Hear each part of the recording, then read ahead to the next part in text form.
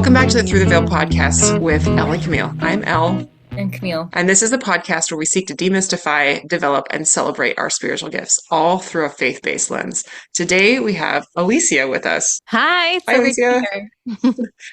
Alisia has a really interesting topic to share with us today about a miracle that happened in her life, which brought her to a really interesting place with her approach to nutrition and food. Alisia, can you give us a brief introduction to you and what you do? You bet. First of all, I have to say thank you, Elle, for saying my name correctly. As a woman that's named Alisia, I go by Ali half the time because people don't know how to pronounce it. So thank you. I feel that deeply. I feel that deeply. Right? Oh man. Well, I was just like a normal mom. I had 6 kids. I just had twin babies. They were number 5 and number 6 in my family. And my husband and I, this is way back in 2019, right after the babies were born, we're trying to lose the baby weight, right? So we went on like the typical kind of macro base plan, high protein, all, blah, blah, blah, all that typical stuff that everyone's doing. And it was working. We were both losing weight. However, on October 1st, 2019, I got one of those phone calls that no one wants to get. And my husband's coworkers told me that something had gone wrong, that he was struggling to see. They weren't sure what was happening, but he was on his way to the ER. So luckily, my neighbor had come over and she watched my kids. I ran to the ER, and I'll never forget the moment that I opened the door, scanned the room, and found my 37-year-old husband slumped over in a wheelchair, looking like he'd aged 50 years. He literally looked like this 80-year-old man. And I knew instantly in my heart in that moment, like, whoa, he's having a stroke. Like I could tell immediately that something serious was going on.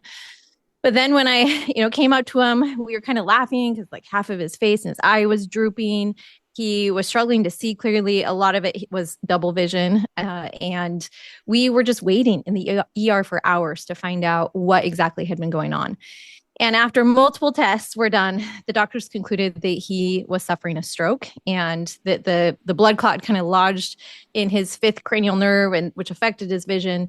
And they didn't know when his vision would return or how long it would take. The good news is that he was young, and that's always on your side. But while we were in the hospital, we have 6 kids. I'm like, is this stress? Is this because of stress? My husband's a busy attorney.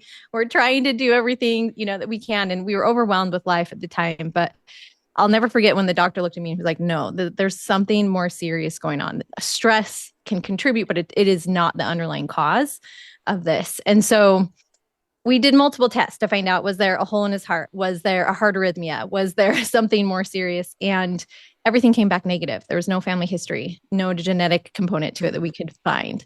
And so the dietitian then met with us and said, okay, because he's had one stroke, he's at a higher risk of having another stroke in the future. So it's really important for you guys to follow a heart healthy diet.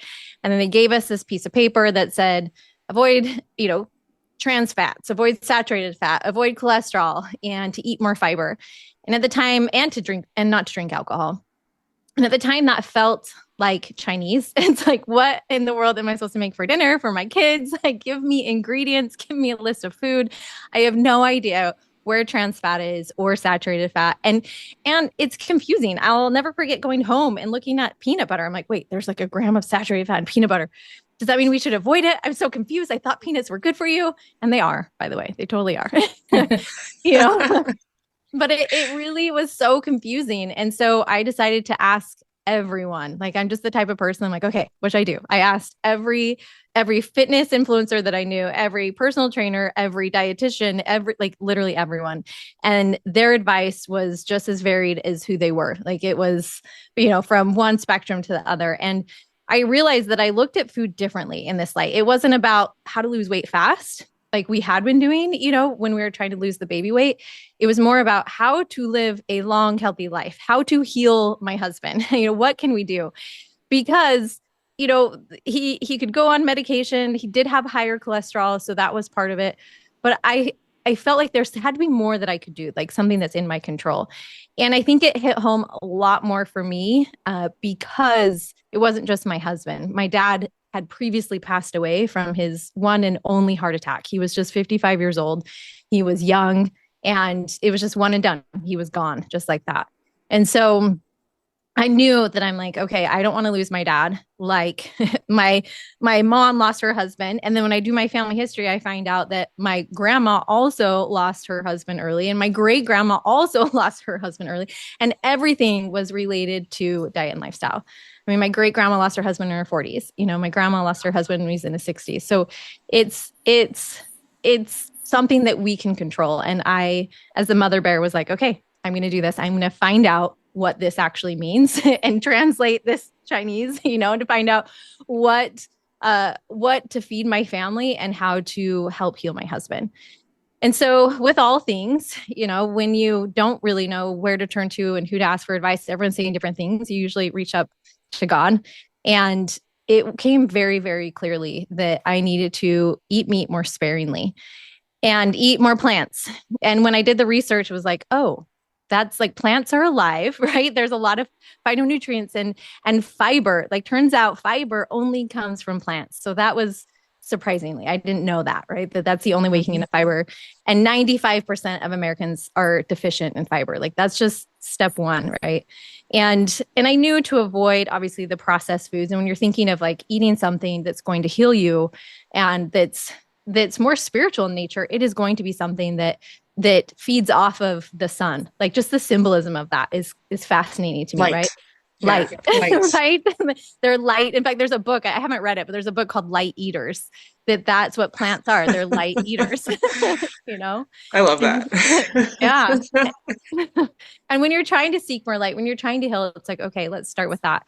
And then when you do the research and find out about meat in today's society, look, we live in a different world than we used to live in 200 years ago.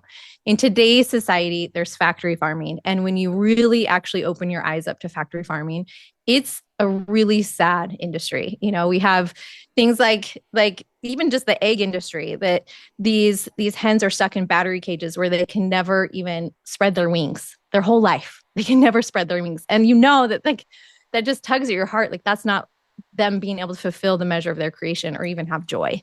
And when you look at even cows, we have a joke in my family about like which cows are happy cows, like the cows that you see out there grazing, like those are happy ones. Most of them are not, California cows. Wasn't that right? their slogan for a long time? Happy cows. The happy cows. They're actually outside. Most of them are in these really tight quarters and factory farms, and even cow or even pigs, like sows, when they're pregnant, they're in these gestational crates and they can't even turn around for months. They're stuck, not even able to just turn around. And pigs are really social creatures. Like even reading the book Charlotte's Web, they're like super social and they're smarter than even most 3-year-olds. And so it is really heartbreaking to understand how just that can influence us really when you look at food in different light, when you're really trying to heal, the eating meat more sparingly and staying away from not only that, but it is high in trans fats and saturated fat and cholesterol and all these other things that we were told to avoid. And shockingly, the biggest thing was cheese. I was like, wait, what? My husband loved cheese, but the number one source of saturated fat in the American diet is cheese. And then if you look into the dairy industry, like it's even more heartbreaking. Like we're not like these old, farmers that just like the mom and pa's who, had their cute little farm in their backyard. Like the homesteaders. Right. Most of us are eating different types of foods. So as I tried, there was a lot of trying and failing and okay, let me try this recipe, and some completely did not work. The first time I tried tofu, I like spit it out of my mouth. I'm like, this is disgusting. I ate tofu in college to save money. Yeah. It's smart. I'm in Asia and I lived in Asia. I was in Taiwan for 18 months and we ate a lot of tofu. I'm very familiar with all its formats. It's in everything here. Which is great. Like it's so good. It's a great source of protein. And now I know, right? Now I've accustomed to it and I learned how to cook it. I think that's another problem. You don't want it to be mushy. Like tofu. You have to have the right kind of tofu. And tofu is that thing that absorbs its flavor of what is around it itself. It doesn't have any flavor. So nuances. Right, right. It's so true. But I think that the thing that surprised me the most was number one, after doing this, obviously like trying and failing, but really deciding not to give up. I think we all reach this point in our life where the pain of change is less than the pain of staying the same. And for my Right. husband and his vision, like I was driving in places, trying to get to doctor's appointments. I mean, we had these little kids at home. It was just so much that for me, the pain of change was easier. And so after doing this for 5 months, he got his vision back.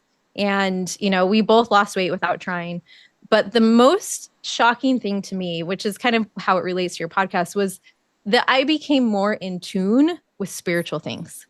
Because there's something about eating a more clean diet, right? That Mhm. your body is just more in tune with these small little, like the still small voice, basically, like it really is still and small and it takes a little bit to pay attention to, at least for me. And so it was interesting to see the difference in all of my life, right? In how it expanded greater, that my personal revelation expanded during this time as well.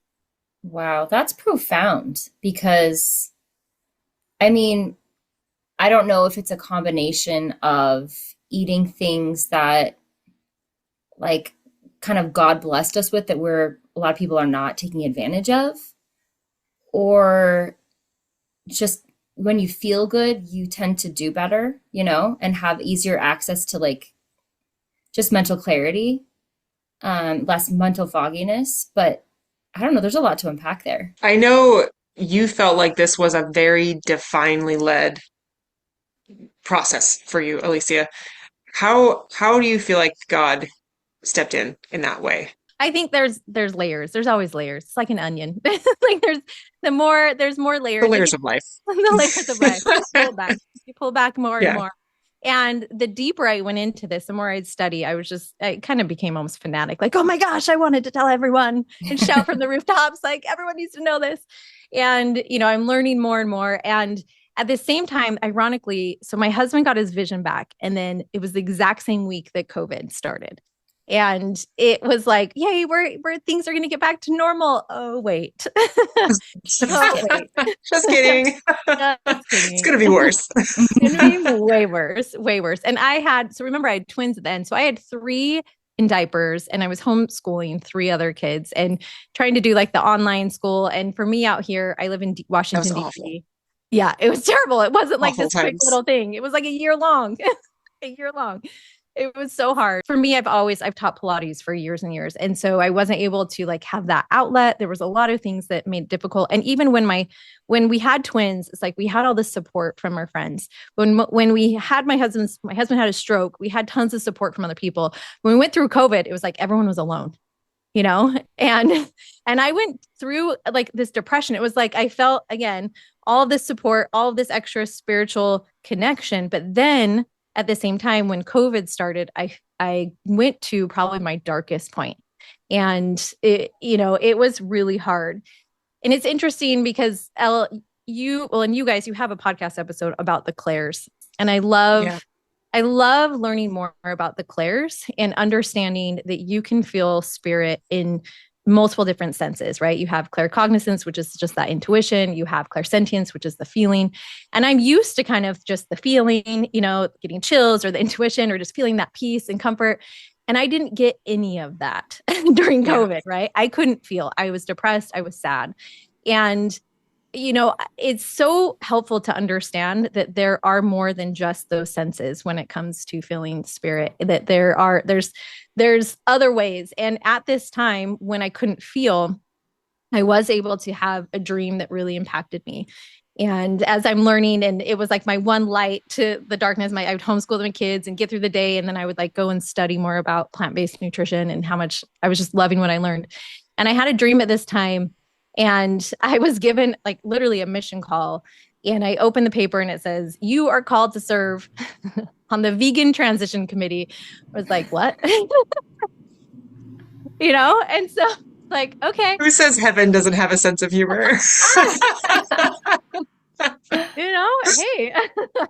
But it's one thing to have a dream. And I think anyone who's had like a special dream, and especially now that I've known about the brain waves and like when you really have those dreams that just hit differently, it's right before you wake up. It's like you're in that theta brainwave state. And it's more how I felt. Like I hadn't felt much for a long time, but then I felt this peace, this over excitement. And it was at that time that I was like, okay, this is what I need to do. I really need to help other people through this. And as people had seen my husband heal, I had, just all these old friends out of the woodworks be like, my husband has this issue. Can you help us? Or, I'm having this autoimmune disease, or I just had breast cancer, or, all of these things. And they also felt like they should be focusing more on plants, less on animal products. And so that really, it's interesting because during that time, I was at my lowest point, but focusing on building something, on creating something, on teaching others really brought me out. And that's when, again, I went back to that connection with deity of like, okay, what's the next step? What do I do?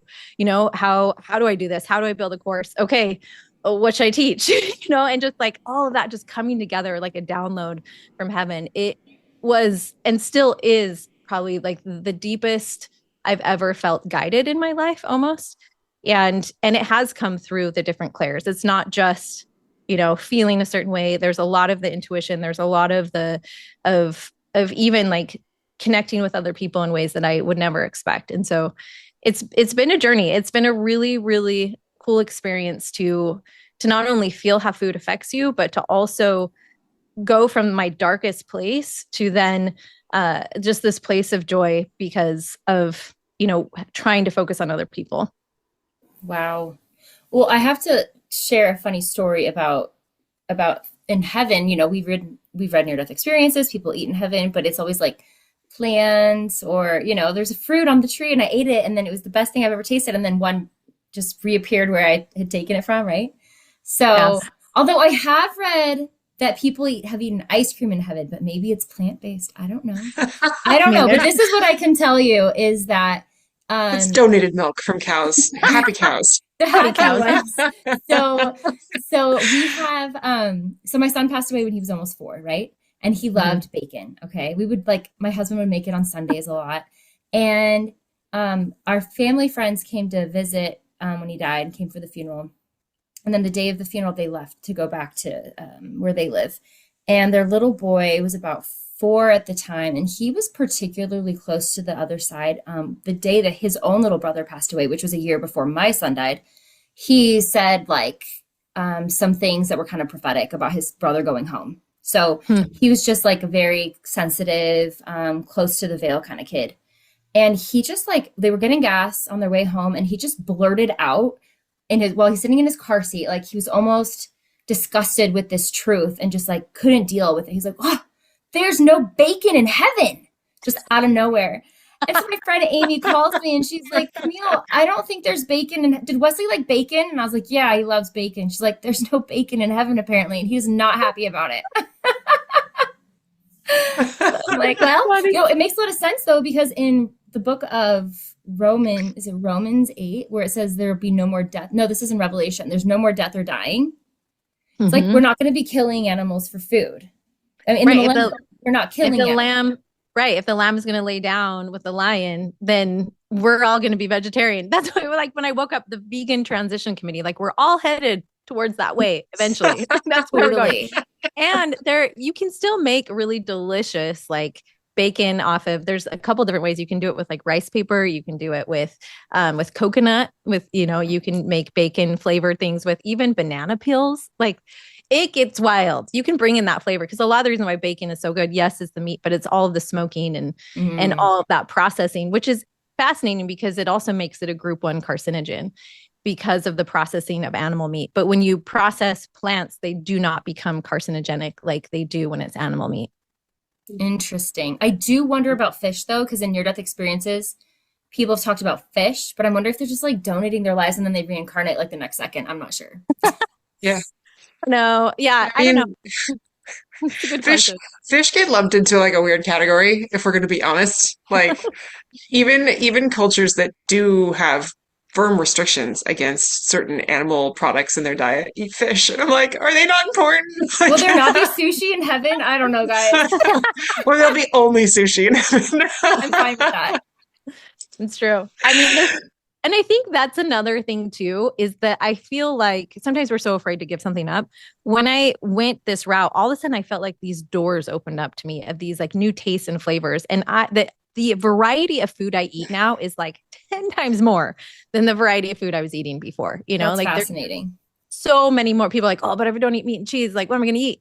I'm like, oh, you haven't even like lived if you haven't tried all these other dishes, right? All these other flavors and spices. Like, there's so much more out there. So I want to circle us back really quickly. You had said some really interesting things about like the holistic nature of the body. I think when we talk about spirituality, when we talk about the human body, of course, nutrition is huge right now, right? It's not necessarily a trend. I don't know if this is going anywhere.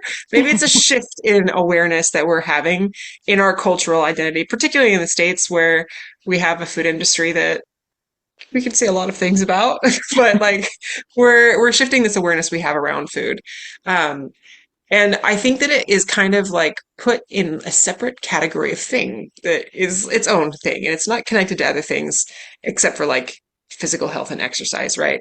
And we don't often put these things, physical health, exercise, nutrition, into a spiritual category. And we forget that we are completely holistic creatures, right? It's Mm-hmm. all connected and it impacts each other. All these like layers of our life impact Mm-hmm. each other, right?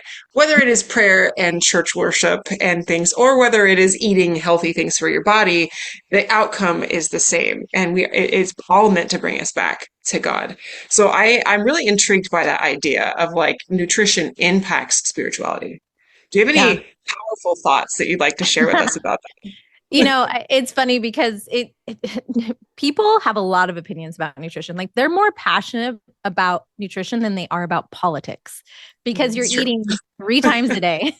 People have very strong feelings when it comes to food. And we And enjoy it, right? It's like a huge, it's not yeah, just for survival. Like we eat for emotion, we eat for yeah. connection, we eat for Mhm. culture, it's a really deeply connective, deeply pertinent, important part of our lives. Really Right. more than politics. Yeah, Yes. no, 100%. And there's so many layers to it. And I think the first layer, when it comes to the food we intake in our body, we have to recognize any type of food that is an addiction is going to impact your spirituality, right? And it's going Clear. to, right, right.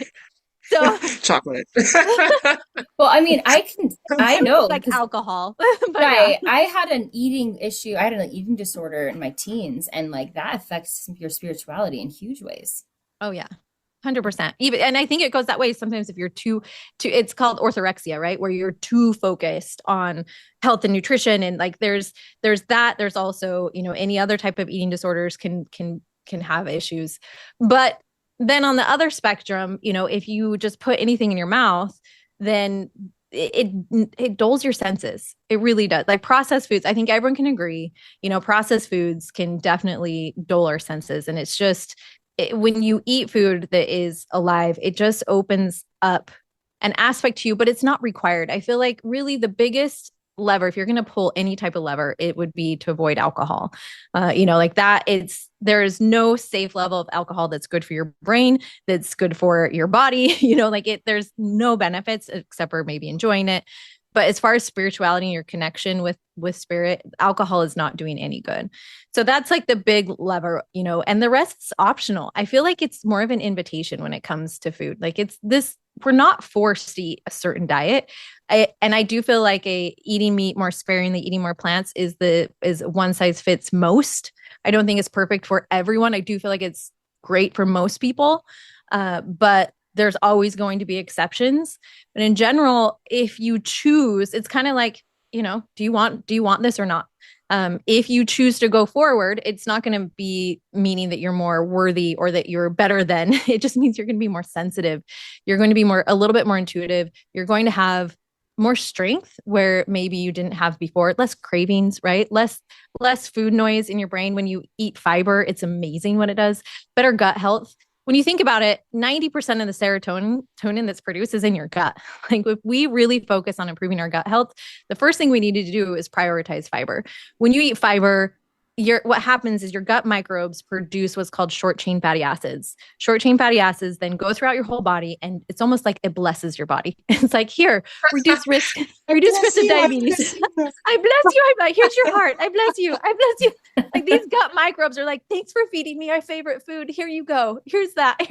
Like it's so overlooked, how important it is. And I'm not, I don't like to like really point fingers on anyone. I just want to bring in just the knowledge of if we add more plants, it only benefits you. It really does. Like you don't even have to be perfectly plant-based, but I always teach people just every time you look down, is there a fruit and a vegetable on your plate or whole grain? Just like make sure that you're eating a fruit after lunch, a fruit after dinner, a fruit with your breakfast.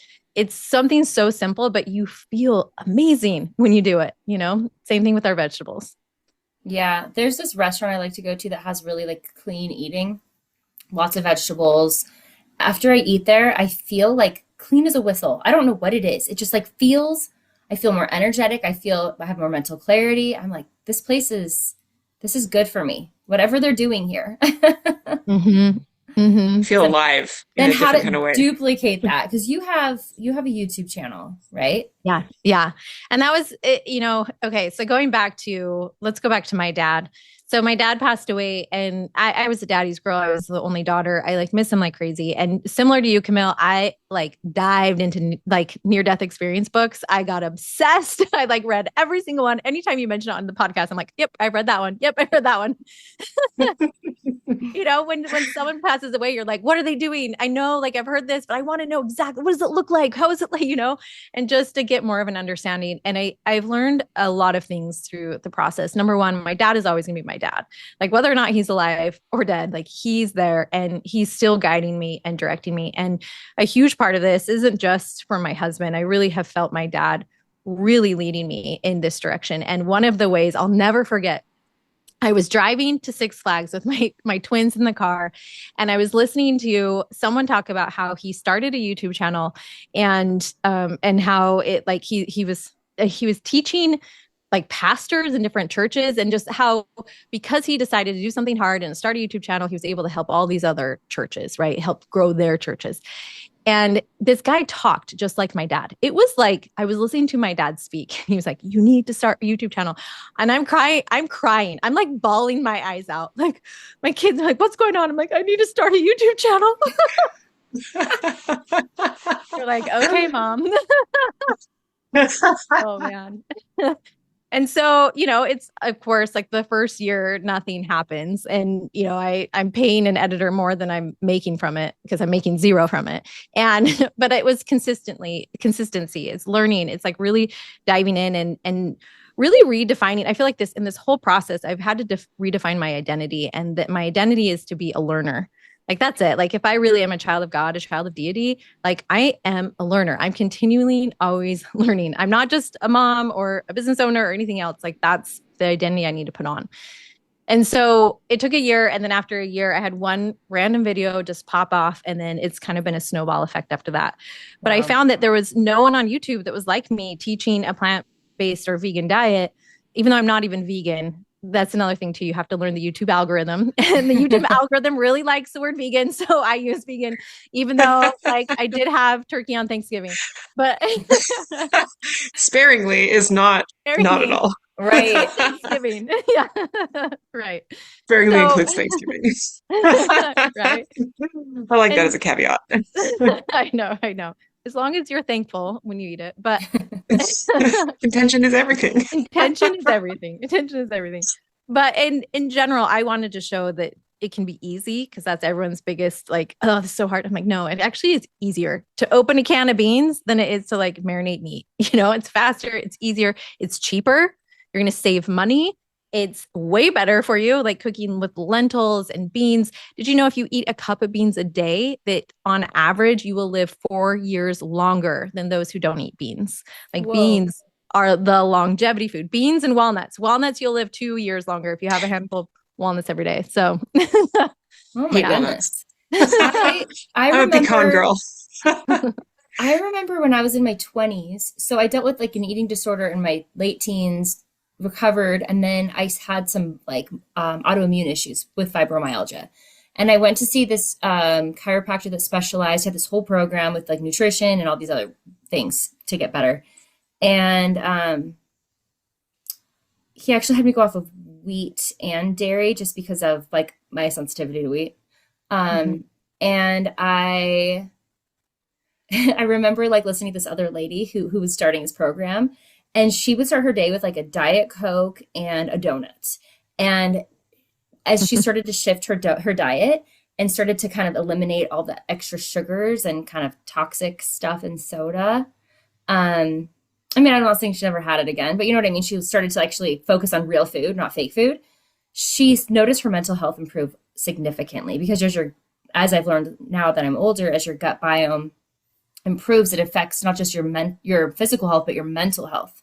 And I remember feeling just a little bit more like unstable when I was on my college diet of crap and sugar as well. I was like, oh my gosh, this hits, because I would go to the college cafeteria and I would have like chocolate milk, which is full of sugar, and maybe some orange juice, and then my blood sugar would tank and I couldn't focus. Mhm.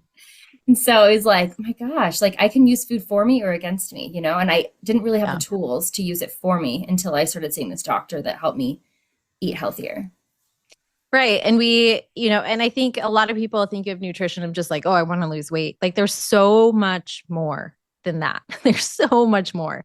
It's not just about weight loss. Like that can be a side effect of prioritizing healthy foods. It definitely is. But if you really it's like you honor your body. I think honoring your body and really leaning towards food that feel good in your body, just paying attention. It's like, what feels good?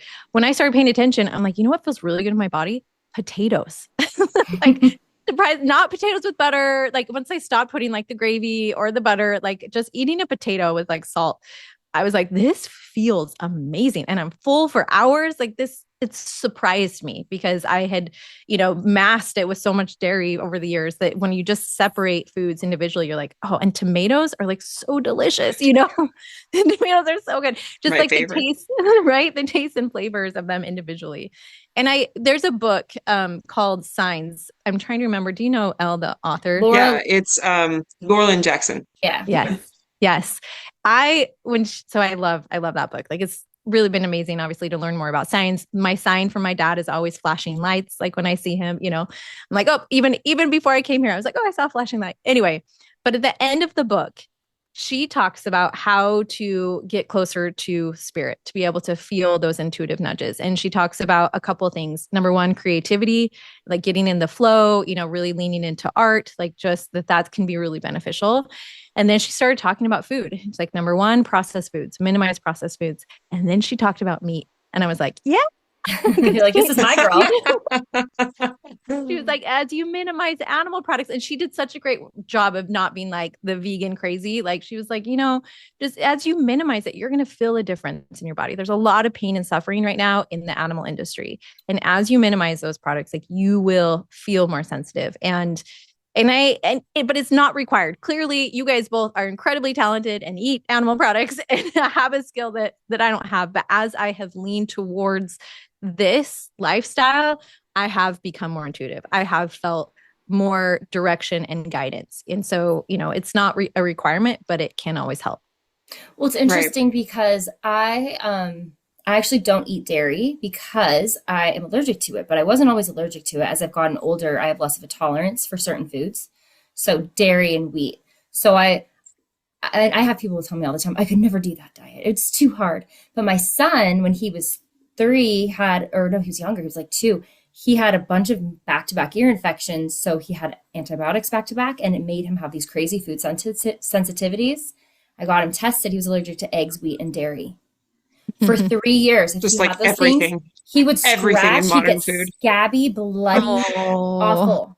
And so we didn't do eggs, wheat, and dairy for 3 years. And I didn't really feed it to my daughter either because it was like I was just, and it was like a lot of vegetables, fruit, Mhm. and some meat. And then we would just do substitutes, right? Yeah. Get creative. So Yep. I know Yeah. personally when you have to do it, you can, and you typically don't go that way until you have some type of, life event. But now that Right. I've gotten older and I'm like, well, I mean, I guess I could eat wheat and dairy, but I wouldn't be able to do my job because I'd be so distracted by being bloated or brain fog that I couldn't do my job. I know that I couldn't if I ate those foods. Right. No, 100%. 100%. And I, even over Thanksgiving, let's talk about pie and ice cream. I was like physically ill for 2 hours. Like that's all I could think about because I let myself have ice cream and I was like, that was a bad idea. And I was so tired and just, sometimes it's fun to try it and just remind yourself, oh yeah, no, it's not worth it. Like you just feel awful. I'm like, this is just that moment of happiness was not worth it. you know? So I'm gonna out myself here and say that my favorite food group is dairy. I And mean, I like it too. I just can't eat it. I no joke, like I lived in Asia for Mhm. 18 months in my early 20s, and it's not a huge part of the Asian diet. It's cows were just not native here. So they Right. didn't eat cheese, they didn't drink milk. So it's a lot more expensive, and a lot of people come if they live protracted time in Asia, particular parts of Asia. Some modern culture has caught up, Western influence has caught up, and it's a lot more prevalent now than it was 10, 15 years ago when I was there for the first time here, because I'm now here again, here for the first time. Um, People would come back and have an intolerance for milk. They would develop lactose intolerance because your body loses the bacteria or the enzyme that it needs to process the enzymes in milk. And I was so dedicated. A large percentage of my budget went to always having milk in my fridge because I'm like, I need my milk. I You know what love it. happened to It's like, me? I love it. I love milk. And I drink, I don't know, at least at least a cup a day, but I put it in almost everything else too. So I'm like, no, I probably won't give dairy up. But just to be realistic to myself, because it brings me Yeah. joy and happiness. Um, I want to talk about the metaphysical causation that we have with food here, because we are what we put into our bodies, right? We know this, Yeah. and so the types of food that we're eating and where we're getting that food and how that food is made are really important because what we take from that, and not just like the nutrients from that, but it builds us. Like it literally builds our bodies. We we are what we eat. Our cells are made from all of these things. And so the more high quality items that we get, we're getting more high quality building products for our very cells, for our very bodies, right? It's logical. But also there's a vibrational element to this too. Like there's a clarity that comes. And so when you are eating things that are heavily processed, heavily chemically altered, you will tend to have that effect on all of the systems of your body, not just the physical ones, but the energetic ones. And when we think about like our cells, our molecules work off an energetic basis, right? We are linked literally by electrons and protons and neutrons doing their business. Our brain is functioning off of electricity. Every thought we have is an electrical impulse between neurons in our brain, right? So when we are clogging up all of that electrical functionality that happens in our brain by eating things that have chemicals, toxins, heavy metals, like heavily processed parts that are coming into hormones, all of the things that are coming into us, it literally reduces the proper conductivity of our bodies, which brings down the functionality of the energetic systems of our bodies. We don't have to take it too woo-woo to understand that there's real science that is happening here, and you feel like shiz, right? Hmm. Like you're not working correctly. Spiritually, we know that the body encases the soul, and that, of course, influences our spirit, even if our spirit is not literally being rebuilt by the things that we're eating all the time. Our spirit is energy too. Energy is still matter. And so that energetic influence on our body builds that sensitivity. Also, like you were talking about with depression, when you feel like crap, when you have that filter that just glazes over you, that covers everything that you're seeing and doing every day, you cannot spare the energy. You cannot see through that lens that's dark, to Mhm. see anything beyond where you are. And you will be isolated. You will be cut off in a sense. So every step that we can take to improve mental health, physical health, spiritual health, including nutrition, steps us closer to God, right? I was Literally, like, we approach God by well, doing Mhm. that. That, and I was talking to my husband this weekend about just like the cell phone addiction epidemic. Like we are very attached to our devices, right? Yeah. And so you take a people that are mostly leaning into eating the processed foods, plus then they numb out their brains by being on phones. Like, how can God get through to us? Like, what does he have to do? Right? To like get through to us so that we can connect on that more deep spiritual level and have the ability to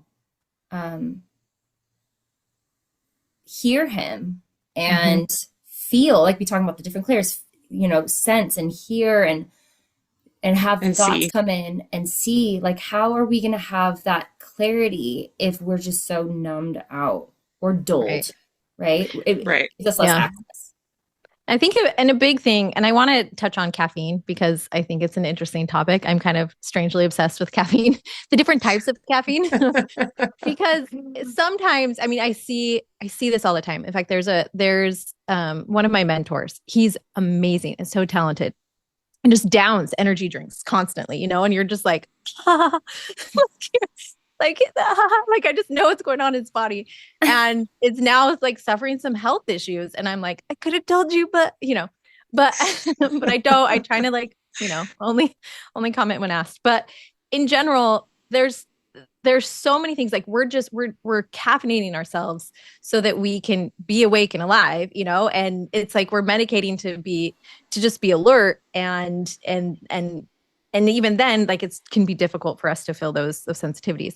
And so what do you do, right? When you're tired, when you're a young mom, you have little kids at home, like what is there a healthier way to get that boost of energy? And there's two categories. Number one, adaptogens. Adaptogens are so good for you. And I just encourage anyone to just Google it. Like, what are adaptogens? There are different mushrooms. There's different herbs, like holy basil or ashwagandha, or, all these other things. And they help your body adapt to stress. So instead of turning to, something like a rock star, like a caffeinated drink when you're stressed to give you the energy, if you really just look into, taking different types of adaptogens, that's helpful. The other thing is there is a type of caffeine that is incredibly helpful, and it is a caffeine that has theobromine in it. Now, theobromine, instead of giving you this big spike, like when you drink soda, you'll get a big spike with a big crash, right? But theobromine will gently lift you up and then gently bring you down. And there's a bunch of different types of plants that have this. Number one is chocolate. Chocolate. Dark chocolate. Yeah, Creo Brew is like a very common, Yes. I'm like a poster child for that. That's me. That's my drink of choice. Whenever you see me anywhere with a mug, it's Creo Brew inside, guys. I should get paid for advertising. Yeah. Chocolate is a great one. But you can also, just how simple, it doesn't have to be Creo Brew. You can just take cocoa powder, literally a scoop of cocoa powder, put it in with, I use soy milk. So like sweetened soy milk is delicious, and mix it around. And that can be a really great pick me up that has tons of polyphenols, antioxidants, like way better for you than soda. Way better. And it tastes delicious. And who doesn't want chocolate, Right. Who doesn't want chocolate?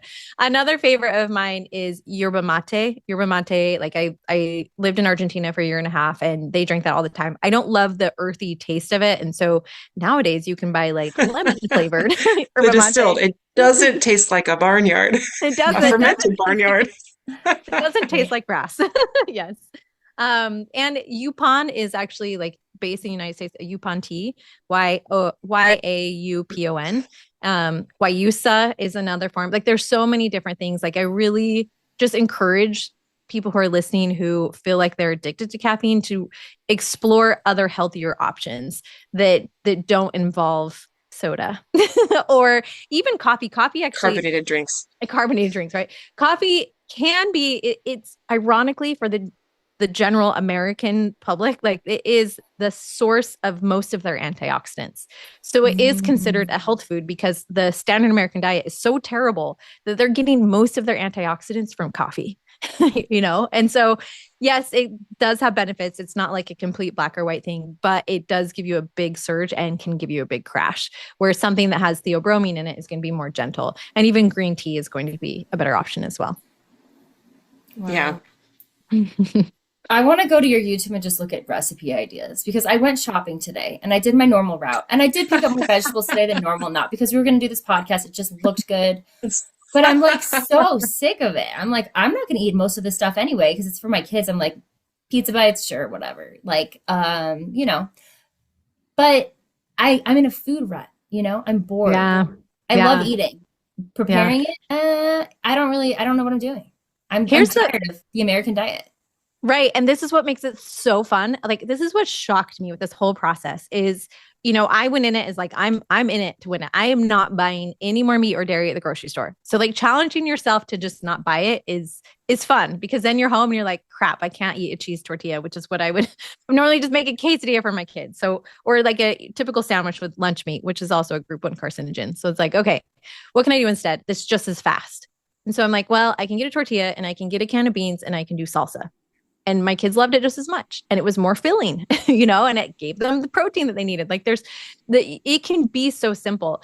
Or it's like, okay, I want to make lasagna. Like I'm really craving lasagna, but how would I make cheese without it? Oh, you can, turns out, make tofu ricotta, which tastes amazing. Or if I'm making a soup, it's like, okay, well, how would I make it creamy without cream? Like, well, actually cashews are like the vegan cow. You can do so much with blending up cashews. It tastes amazing. And so it's kind of fun to really explore, like, how could I plantify this? And when you think, okay, you're not just replacing cream with, a plant-based option, like you're adding so many more nutrients when it comes from cashews, like all of those polyphenols, antioxidants, all of the nutritions, even just eating more nuts is going to reduce your risk of heart disease. Like there's so many benefits from swapping out an animal-based product with a plant-based product. You sold it to me. I'm convinced. She's like, I'm in. I'm in. Let's do it. It can be fun. I promise. It can be. And that's the thing. Like, just tell yourself, this can be fun. This can be easy. Like, it does not have to feel overwhelming. And for some people at the beginning, they just will swap out, you can buy like Beyond Meat. I like the one that has avocado oil in it. And you'll see them on sale. Sometimes you can get them for like $5 a package. And for some people, that's like an easy step where you're not really having to change much. But another easy thing to do, because if there's anything that you can take away from any of this, is if you swap out just 3% of animal protein that you're currently eating with plant protein, 3% of your diet. So that's like one meatless meal a week. So if you do this, just one little thing, it reduces your risk of dying from all causes by 12%. Like it is the tiniest little thing. One meatless meal a week can be the hugest gift that you can give your spouse, your kids, to reduce their risk of dying early by 12%. Like it's worth it because that's how helpful fiber is for your body. So a lot of the times, if you're swapping out an animal protein with a plant-based protein, it's going to have more fiber. So if you're making like ground beef or tacos, just take out even just 3% of it and add more beans, or just add 2 more cans of beans. Just something so simple as how can I add in more plants? And then that will naturally crowd out the animal products that you're eating. And even if it's just 3% better, that still has a very positive impact on your health. Wow. And spirituality. Body, mind, and spirit. Exactly. Them all being connected. Just to hit on really quickly again, like the connectivity increase that you see by increasing your diet and the health of it, you will feel clarity, clarity of that mind and spirit, and it just becomes easier. And when I teach, I mean, Alisia, you just took my course. We just finished the whole 8 weeks of it. One of the things that I hit on in the very first week is that you want to do whatever it means for you to clean up your diet in that sense. And we kind of, I feel like most of us can kind of see gaps where we could do better. It doesn't take someone with a nutrition degree to tell you that you eat like crap and that you should stop eating this and this and this and this, right? But the moment that you do that, you will see a heightened sensitivity to things, and taking out the huge alcohol being the biggest one, I think, I wouldn't just call that American diet, in the world diet. Yeah. Being the number one, the criminal bad guy here. Yeah. And then adding plants, being nutritionally dense food, like focusing on nutritionally dense food, just changes everything about the way our body works, which helps us. I mean, Who was it that said there's a leader in our church that has a line that everything that we do is to increase our sensitivity to the Holy Spirit. And when we have a higher measure of the Holy Spirit, everything else in our life seems to run more smoothly, right? Yeah. We don't realize the importance of the connectivity that we need to the divine to make all of that run more smoothly, right? But when you have it, you look back and you're like, oh my gosh, how was I even living before now? Yeah. Um, Yeah, it's Yeah. like living on Coke and donuts. yeah, right. Like you're existing, but when you have the full capacity of clarity, when you're physically well, when you're mentally well, and when you're spiritually well, um, it's like living in a different universe Yeah. than when all of those things are not running smoothly. So it just becomes easier. I don't know that necessarily the impressions that we receive increase. Maybe they do, Mhm. because we're putting in the effort, right? And effort really does have causality on in almost everything. But we're more sensitive to it. We're able to see what we were missing before because we're not clouded. Our Right. senses, our minds, our bodies aren't clouded to it. So the impacts, I love it. This intuitive eating, the impacts of this are wide reaching, to say the least. Like they Right. are wide reaching.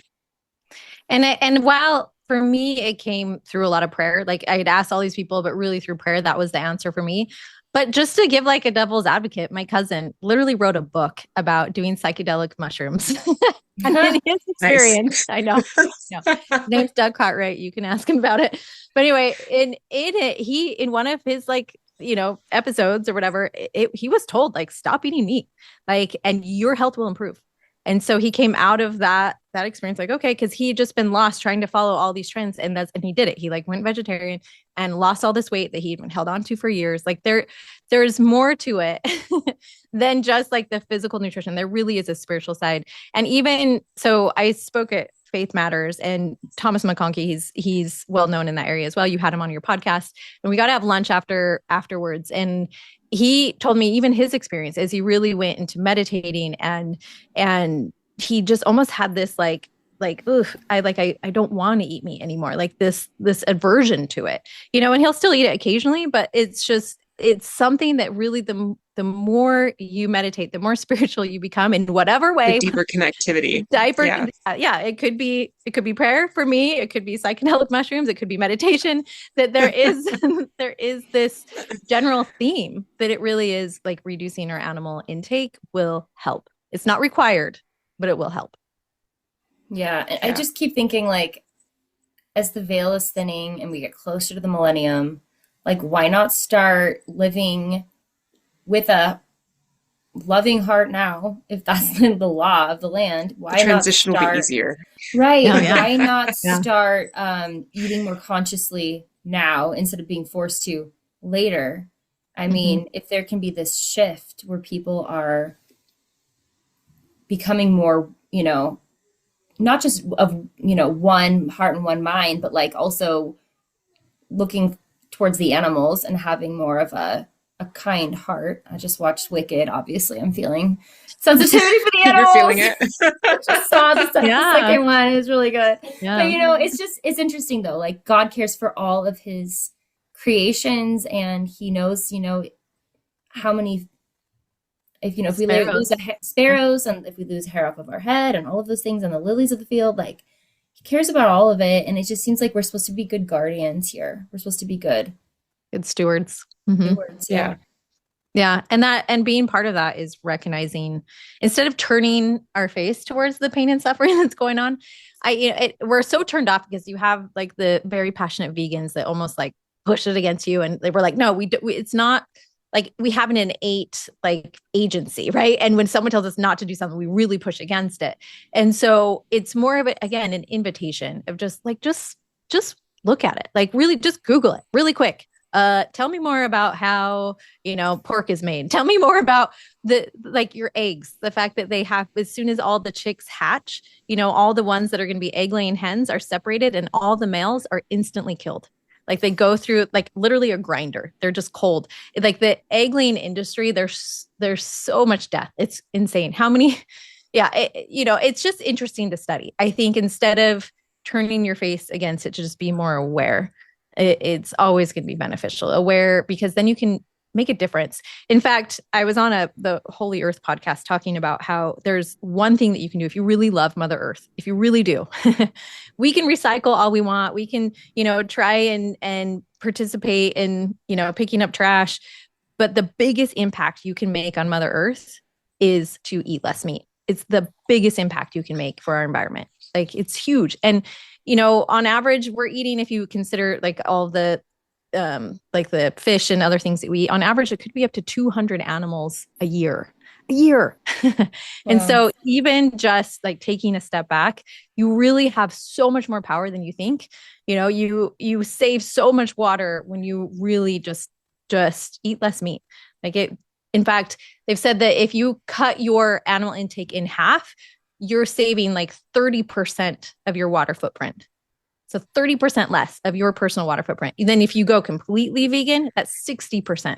You're using 60% less water, like you individually. Like, there's nothing that compares when it comes to really the impact on the earth. So how can people learn more about this from you, Alisia? Where can they find you? How can they distill your knowledge? Yeah. How can they follow you? So there's two different things. I also have a podcast, so I love to teach this stuff. So if you are nerdy, you want to learn all about the science, and all that, go into details or just find out different aspects. My podcast is called Eat Meat Sparingly. So Eat Meat Sparingly, and I go by Ali. So Elle Essig. And then if you want the recipes, I say follow my YouTube channel, and that's Plant Wise. And I also have an Instagram channel where I do a mix of both. I like teach the facts and I also show the recipes. So it's kind of a mix in between. So Instagram and YouTube, my account is Plant Wise, and because I like to teach the why behind eating more plants. So it's WHYS, PLANT, WHYS. Yeah. I love that. I love a good play on words. Same.